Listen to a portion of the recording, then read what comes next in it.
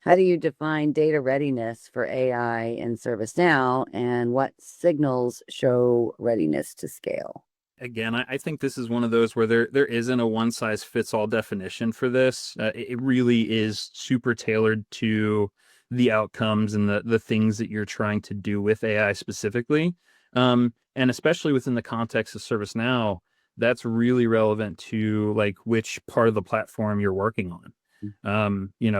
Data readiness, when we think about something like asset management, is going to look very, very different from something like IRM or SPM, right? And so I think that a blanket data readiness is kind of tough to get to, but I think that's the right way to approach it anyway, right? You really do want to be very specific on, what am I trying to achieve? Something like asset management would be, we want relatively stable baseline asset records. We want relatively stable, trustworthy CIs.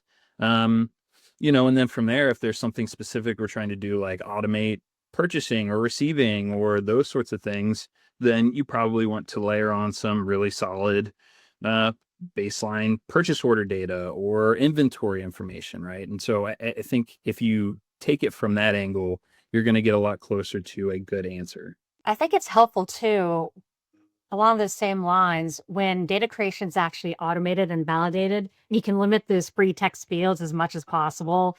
I'd like to see the data improve along those lines as well, especially when they're at the foundation level and then they're just going from like spreadsheets or a lot of open text fields with no drop downs. So I think that is very helpful to get them to the data readiness.